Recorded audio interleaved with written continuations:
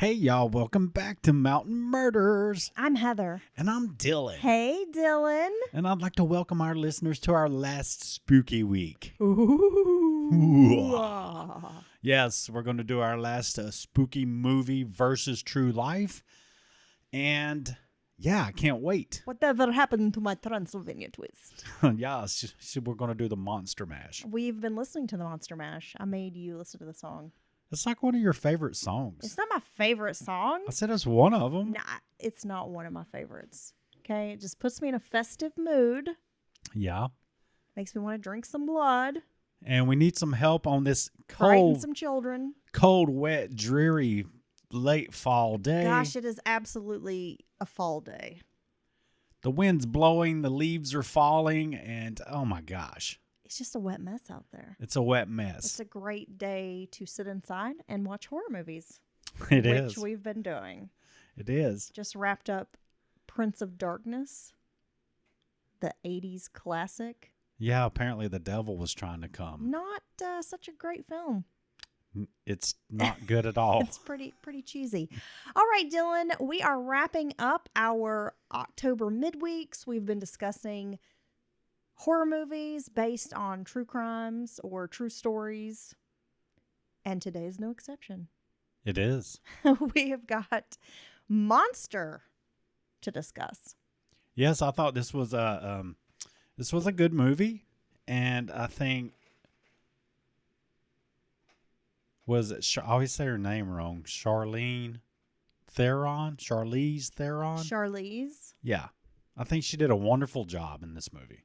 Well, the film opens with Aileen, or Lee, as she's called, Wuornos, played by Charlize, standing on the edge of a Florida highway. She's drenched, a bit despondent, contemplating taking her own life. In a voiceover, she explains that she never intended to become a prostitute.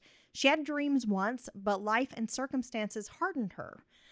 Out of money and she's out of hope, she decides to spend her last few dollars at a bar, which is actually a gay bar. There she meets Selby Wall, portrayed by Christina Ricci, a shy, naive young woman who's sent to live with relatives after being outed as a lesbian. Now, despite Lee's rough exterior and initial reluctance, the two strike up an unlikely friendship that quickly deepens into romance. Selby, desperate for affection, sees Lee as an exciting and fearless woman, kind of worldly, while Lee sees Selby as someone who loves her unconditionally, perhaps for the first time in her life. Yes, so here you have two kind of lost souls, if you will, right? Swimming in a fishbowl. Yeah, and they're year after year. It's like a Pink Floyd song. Clinging to each other for just hoping to have acceptance and love, right? I cling to you, hoping for acceptance and love, Dylan. I cling to you like a turd to the side of a toilet bowl. Baby, that's the sweetest thing you ever said to me. Then we see a descent into violence. So Lee continues turning tricks to support them. One night, she's picked up by a sadistic client who brutally beats and rapes her in the woods. In a desperate act of self-defense, she shoots him and flees the scene. Traumatized, she decides she'll never let another man hurt her again. Now, I have to say, Dylan, this is one of the most brutal rape scenes I feel like I've seen in a film. Yeah. It's very disturbing. And earlier I was asking you, or well, not really asking, but we were kind of having a discussion about, can you imagine if you were an actor and your biggest claim to fame was like you got to play a rapist in a movie? Yeah, and you did like a really good job. And then everybody just thinks you're a creep afterwards, right? Because I don't want to be associated with that. It was so natural for you to be a rapist. Yeah. I don't want to play that part. It's kind of weird. I would fire my agent. At first, she justifies her next killings as self-defense, believing that all of her clients would have eventually tried to harm her. But as time passes, the murders become more frequent and calculated. Lee steals the men's cars and money, using the proceeds to support herself and Selby. She tells Selby that she's working a legitimate job, though Selby becomes increasingly suspicious. Well, yeah. I mean, if you have a legitimate job, you're going to have a normal schedule, right? Something fairly normal or consistent. and you're going to go be gone for, allotted amounts of time, the same amount of time every day. So, yeah, I'm sure it wouldn't take her long to, wonder what's really going on. Lee's inner conflict grows. She's deeply in love and wants to believe she can leave prostitution behind, yet she's haunted by her trauma and her violent actions. Her killings are both survival mechanisms and expressions of rage against the men who exploited and abused her for years. Pretty soon, we see the relationship unravel. As police begin connecting the murders, Lee and Selby go on the run, hiding in cheap motels and growing paranoid. Their relationship starts to crumble under the weight of guilt and fear. Selby, frightened by the mounting danger and Lee's erratic behavior, begins to distance herself. Eventually, the police track them down. Selby is coerced into cooperating. She agrees to record phone calls with Lee in exchange for immunity. In one heartbreaking conversation, Lee realizes what's happening but still confesses enough to protect Selby. And this effectively, seals her own fate. But even in the end, she loves her. Yes. Lee is arrested and later convicted of 6 murders.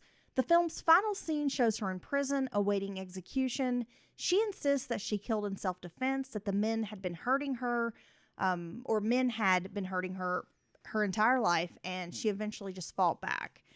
In a devastating final moment, we see Lee tell Selby she understands why she turned her in. She said, quote, "You gotta do what you gotta do," and walks away with a very haunting calmness. So the film closes with text revealing that Aileen Wuornos was executed by lethal injection in 2002. Damn. Now, Monster is not a traditional crime thriller. It's, I would say, more of a psychological and emotional character study. We see Aileen not only as a murderer, but as this very damaged woman who's been shaped by abuse and poverty, lifelong rejection. I was thinking about this, and would you say that Aileen Wuornos, is it Wuornos or Wuornos? Wuornos. Wuornos. In it. That she maybe receives more sympathy than many other serial killers? Because A, she's a woman, and I'm just asking the question. I'm not saying. And B, you can be like, well, these guys were, just big assholes, being mean, hurting her physically. She was protecting herself. So it seems like she gets maybe more of a sympathetic tone to the conversations around her than other serial killers. And do you agree with that? I do. I actually find her to not only be a perpetrator, but a victim. And I can't help but have some empathy for her. Right. She had a horrific life. We're going to get into talking about some of that here in just a minute. With the film, I think it kind of blurs moral lines because, again, we do see her as both a victim and a perpetrator. Like, she's seeking love and acceptance and desperately needs that, but she's also spiraling into this violence. Right, and kind of leaning into the violence, if you will. Monster won an Academy Award, Charlize Theron, Best Actress or Best Actor.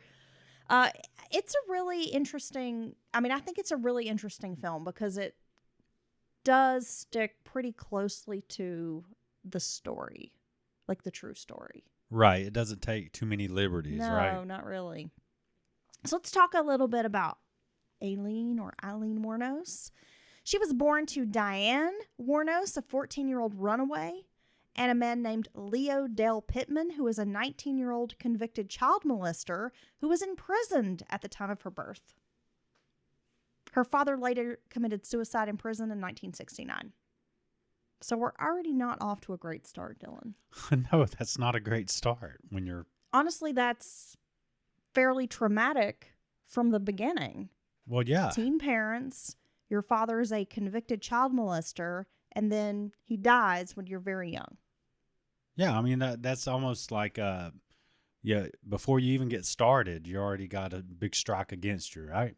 Aileen and her older brother Keith were abandoned by their mother when Aileen was 4 years old, and they were adopted by their grandparents Lori and Britta Wuornos in Troy, Michigan. Life in the Wuornos home was extremely abusive. Lori was a violent alcoholic who allegedly sexually and physically abused Aileen. By age 11, Aileen was engaging in sex acts for food, money, or cigarettes, a pattern that would continue throughout her life. It's so sad when, well, see, I think oftentimes someone will find out they can do this sex work as a way to get by when they have don't have a lot of good things in their corner, But if you not will. typically at 11 years old. Well, no. I mean, that's insane. But I think once you realize that I can do this, but if you accept all these other elements of it, the whole, I guess, the act of sex work on the street, which I think's completely different than, if you're, all kinds of other sex work that's not on the street corner. I think just the danger involved and everyone's a stranger and there's no support. There's no bouncers. There's no one there to help you or protect you in any way. And then that's just like the only thing, or you keep coming back to that because it's the one thing that you can do to kind of scrape by, which is very sad. It is very sad, and I'm just deeply troubled by the fact that she was 11 years old and felt like this was the only way she could get the things that she wanted. I want to know who's picking up an 11-year-old. Well, there's that. I mean, that's freaking disgusting. At 14, she became pregnant after being raped by a family friend. She gave birth to a baby boy at a home for unwed mothers, and the child was immediately placed for adoption. Soon after, Aileen was kicked out of the house by her grandfather and began living in the woods, surviving through prostitution and petty theft. 14 years old, and you're essentially homeless and camping in the woods. Yeah, and you've already started sex work at 11. And I mean, look, there's no way someone interacting with 11-year-old doesn't know that that's a kid, right? You can't be like, oh, well, yeah, I thought she was a little older. Or no, there's no way.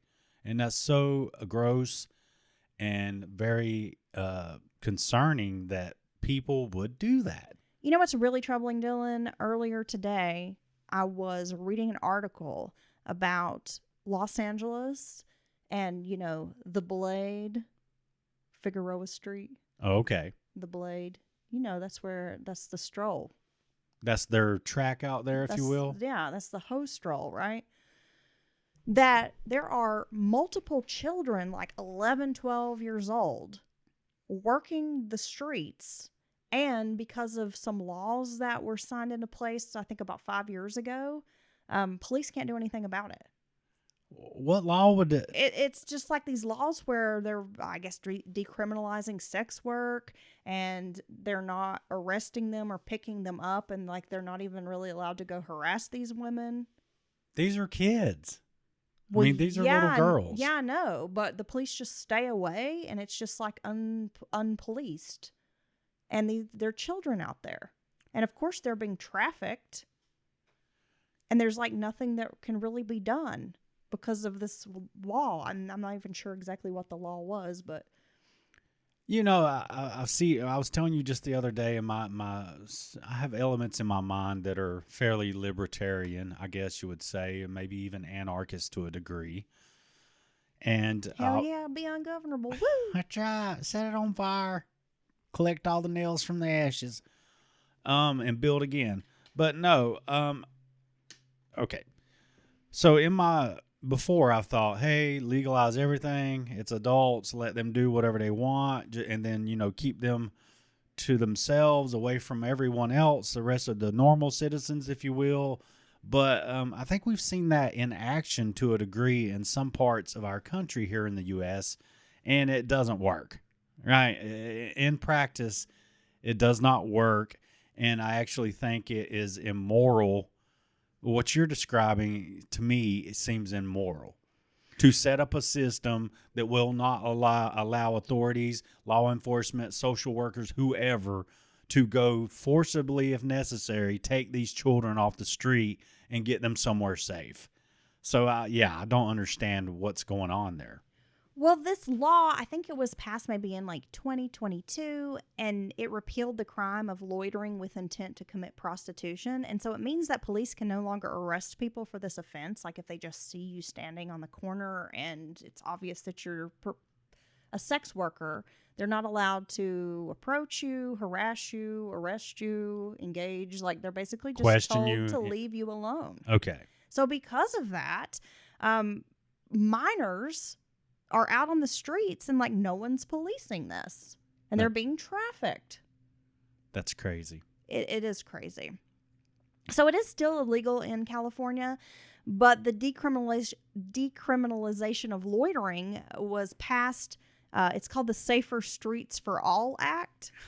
The irony of these bills and the names of these laws and bills, they're always the opposite of what they actually do. It literally does not make the streets safer at all, because now you have no law enforcement out on the streets helping, intervening. And I'm sure there's been cases of law enforcement actually going a little, overboard, maybe harassing people to a degree before they changed that law. And I'm sure that was a lot of the reasoning behind, getting the law addressed or changed. But yeah, I don't know. That doesn't seem like the answer to me. It's definitely not, Dylan. Throughout the 1970s, Aileen drifted between Michigan, Colorado, and Florida. She was hitchhiking and living on the margins of society. Her criminal record grew to include arrests for disorderly conduct, assault, armed robbery, and even car theft.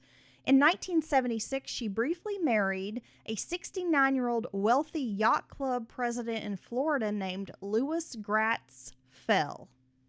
Be like, what do you do for a living? I'm the president of the yacht club. The marriage lasted less than a year due to Aileen's violent behavior. After her brother Keith died of cancer, she received a small insurance payout, which she quickly spent. That same year, her brother Keith died of throat cancer, as I mentioned, so she gets about $10,000 from that. For the next decade, she primarily lives in Florida, working as a sex worker along highways and at truck stops, and often sleeps outdoors or in motels. Damn. So, again, it's very similar to the film. Like, they really do kind of keep the biographical part of the story is fairly, accurate. Right. This what they show her doing in the film is basically how she was living. In 1986, Aileen met Tyra Moore, a hotel maid at a Daytona Beach gay bar. Her nickname is Ty, and the two began a romantic relationship, and they lived together for several years. Aileen supported them financially through prostitution. Ty represented stability for Aileen, but their life together was fraught with poverty and tension. Aileen's encounters with some of these violent clients and her constant rejection paranoia kind of deepened, with this relationship. Like, even though she felt loved and in love with this woman, she also was like constantly worried that she would be rejected or that she would leave her. Ty would leave her, yeah. Which would cause issues, right? Right. The insecurity of being left or abandoned. Yeah, when someone's, I think this is another bad thing that happens when someone in her situation is you get used to some very bad things early on, right? Like living outside, living in the woods, being on your own. Being in this like survival mode all the time. Yeah, and being on your own, doing sex work at a very, very young age. I think your what you are willing to do for the rest of your life, that it's a bad habit. You see what I'm saying? Like after you come across mean Johns or abusive guys and stuff like that, as you get older, you would hope that someone would be like, I'm tired of this shit and I don't want to do this anymore. And maybe I can try something else or get myself into a position. Say when she got that chunk of money, that's enough money, especially back then, to, rent a place, pay the rent up for some months, buy a car, and just get a 9-to-5 job. I know, but I think people, there's the good and bad of this type of work they do. They exposes them to danger. They have to deal with assholes, but it's also there's something like freeing about it. Yeah, there's a freedom element. Yeah, exactly. There's a freedom to it. Of you're almost like your own boss in a weird way. You work when you want to work. You work when you want to work. It's you don't fast adhere money. to a schedule. It's fast money. I wouldn't say it's easy money, but it's fast money. You know what I mean? And you can kind of do what you want when you want, and things like that. So it's just sad that these people get used to these things that are so. Most people would find would be a deal breaker, but they get used to this so early on, and then they just kind of keep going that same route, you know? Right, and I think you've got to look at her situation. She needs therapy, right? She's obviously got some issues. And for someone like her who has been abused her entire life and exploited, and she's turned to sex work, and she's lived this life that has hardened her Right. completely, it is almost impossible, I think, for someone like her to do a regular job, to be just regular Dylan, because she doesn't know how to be. She doesn't know how to live in an apartment and pay rent and go to work every day. And that's not a life she understands. No, and that's a good point, because even with her, even a minor conflict is she's going to blow up and go into survival mode and just be way over the top. She doesn't have a lot of emotional maturity, and I think that's going. You're right. I mean, she'd never make regulating her impulses, that kind of thing. She'd never make it in a regular 9 to 5 because she wouldn't know how to interact with people, even in Yeah. Right. I watch a lot of those interviews on Soft White Underbelly, the YouTube channel, and there's a lot of interviews with sex workers on there. And just listening to a lot of these women discuss the work, they touch on a lot of what you said, that it's hard to get out of the game because you can make so much money. Right. And there is like these certain elements to it that are free. You feel free. You don't have to adhere to a schedule. You can make as much or as little as you want, kind of thing. Well, and I think in a way, these people who are just float around and don't have any roots and live on the streets, I think there's elements of that lifestyle too that are almost intoxicating. No schedule, Well, yeah. no daily demands. If you hit a lick, you can do whatever you want for a few days a week, and then go back to hustling or whatever you have to do to make money. And people get used to that. Between December of 1989 and November of 1990, Aileen murdered 7 men in Central Florida. The first victim was a 51-year-old electronics store owner named Richard Mallory. The second victim was 43-year-old David Spears, a construction worker. Her third victim was Charles Carskadden, age 40. He was a part-time rodeo worker. Fourth victim was Troy Burris, a 50-year-old sausage salesman. Oh, gosh. Victim number 5 was Charles Humphrey, a retired Air Force major and a state child abuse investigator. He was 56 years old. Peter Sims, 65, was a retired merchant seaman. And then her final victim was 62-year-old Walter Antonio, a trucker and former police officer. Damn. So she's definitely, I feel like, targeting men of a certain age, it seems. Sounds like it.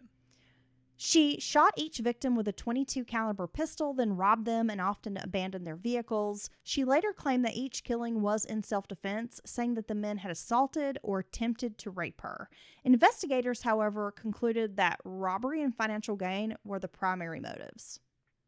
And what do you think about that? I do think she experienced a lot of abuse in this job field, if you want to call it that, right? Right. And I wouldn't say that she's completely lying. I think she probably maybe, did experience abuse, maybe even at the hands of these men. But I'm not sure it was all 7. Yeah, I think if anything, maybe the first time or so, she just kind of snapped and said, this is not going to happen again. I'm going to stand up for myself. And then I think she just realized, hey, that there's a lot to gain from if I do just, kill these guys. I can take everything they have. And, I don't have to do this degrading work. I think it very quickly changed for her. I do not believe that like you said, all 7 victims tried to assault her. But I could be wrong. I mean, yeah, we could be wrong, but I do think possibly some of them. I don't think she completely lied about it. But I don't know if I believe that every single one of these men tried to assault her. Right. Right? Aileen was arrested on January 9th of 1991 at a biker bar called The Last Resort in Volusia County, Florida. Her partner, Ty Moore, cooperated with police, agreeing to make recorded phone calls to Aileen in exchange for immunity. During these calls, Aileen confessed, saying she wanted to protect Ty. In 1992, Aileen was convicted of first-degree murder for the killing of Richard Mallory and sentenced to death. Over time, she received 6 additional death sentences for the other murders.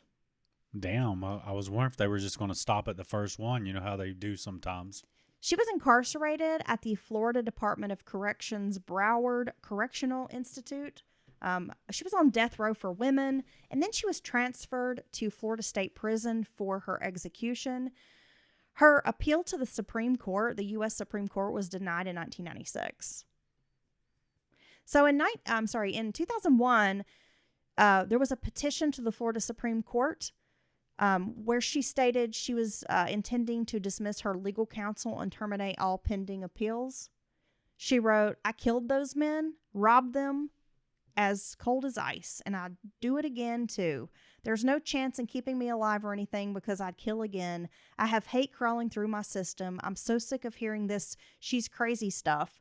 I've been evaluated so many times. I'm competent, sane, and I'm trying to tell the truth. I'm one who seriously hates human life and would kill again." Damn. Now, her attorneys argued that she was not mentally competent to make such a request, but Aileen insisted that she knew what she was doing. And a panel of court-appointed psychiatrists agreed. Well, I mean, it's kind of hard when someone's insisting that they know right from wrong and they're kind of going through the proper channels to, squash the appeals and things like that. Now, I think in the modern day, given how far forensics and the fact that there's video accompanying many crimes nowadays, which is pretty irrefutable. You mean like surveillance? Surveillance, cameras everywhere. Maybe someone records it with their cell phone, whatever. There's just times have changed. You got the DNA, you got the familia DNA that's prevalent in a lot of cases. And I really think they need to revisit the Supreme Court case. I forget which one it was, but it's the one that basically outlined the appeals process now for death penalty cases. It's a long, drawn-out process. We all know. I just have no idea how it takes decades, years and years to go through this process. I'm not saying there should not be some kind of check and balance to make sure that we're not, putting an innocent person to death, but I certainly don't think it should take 15 or 20 years. I think that's... Or 30. Or 30 or whatever. It's utterly ridiculous. But I saw recently another person waive their rights to appeal, and I think if they haven't, maybe they put him to death. I'm not sure. I should look it up. But anyway, it was like 10 months out since his sentencing. And then now the other quickest execution I've ever heard of would be Gary Gilmore. Is that right? Is that how you say that? The Executioner's Song movie? You remember that with Tommy Lee Jones? I didn't watch the movie. Yeah, but I think his name was Gary Gilmore. Anyway, he waived all his rights. He was even offering to buy his own bullets for the firing squad. I believe it was in Texas. I just think it's not a good deterrent if you're going to live on death row for, decades, years and years or decades. I think it's ridiculous. They need to streamline that. They need to revisit that case and clean it up. Okay, I know the book. Yes. And I was like, I know this book. It's Norman Mailer. I do know the book, but I don't know the movie. I never saw the movie. Oh, really? Yeah. Wow, we should screen that. But I read the book, gosh, it's been probably 20 years ago. Okay. Gary Gilmer or something. Yeah. I don't think remember. it's Gary Gilmer. Well, Dylan, speaking of death penalties, we'll get back to our Aileen story here in a minute. But as you were mentioning, like these long ass waits, they finally sentenced Krista Pike. I guess they finally gave her a date. A death day. A death date. Yes. Right? Now, she was convicted in 96. So she has been on death row for how many years? Well, 2006, I mean, 2016, going on 30. Yeah. Next year will be 30. Seems like a very long time Yeah, that's a very long time. for a horrific crime. And if you're unfamiliar with Krista's case, go back. We covered it in our very first round of episodes, right? So Eileen's execution by lethal injection took place on October 9th of 2002. She declined her last meal, which if they were offering her anything under $20. Oh. Instead, she simply had a cup of coffee. Her last words were, "Yes, I would just like to say I'm sailing with the Rock, and I'll be back like Independence Day. With Jesus, June 6th, like the movie, big mothership and all, I'll be back. I'll be back." With Jesus. With Jesus. On a spaceship. She died at 9:47 a.m. She was the second woman in Florida and the 10th in the United States to be executed since 1976 when the Supreme Court restored capital punishment. Damn. Now, obviously, we could go on for, several episodes discussing Aileen, but that's Eileen's story in a nutshell. Oh, no, here, I'm in a nutshell. Well, in the end, it sounded like she was remorseful and knew that what she had done was wrong. I don't know if she was remorseful. Well, but she accepted responsibility for herself. I will say that. Yeah, I guess maybe remorseful might be going a step too far. There's a really interesting documentary, if you would like to know more about her, directed by Nick. Oh gosh, I can't think of his name. He's a British guy, and he's directed quite a few. He did the Kurt and Courtney. Oh, that was a good one. The Kurt and Courtney doc or whatever. Nick Broomfield.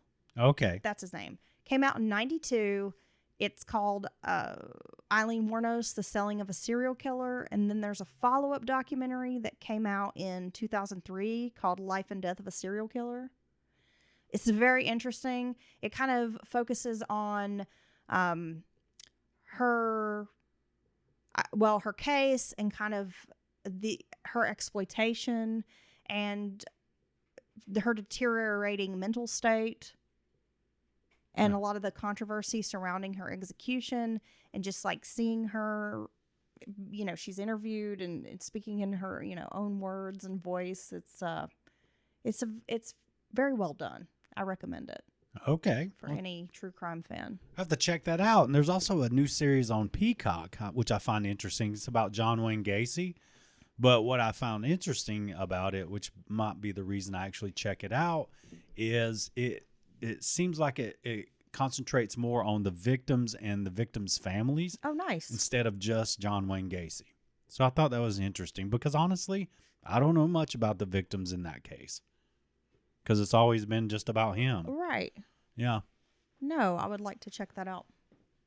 All right. Sounds good, Dylan. Thank you for talking movies with me today. Thank you for the spooky movie month that we've done.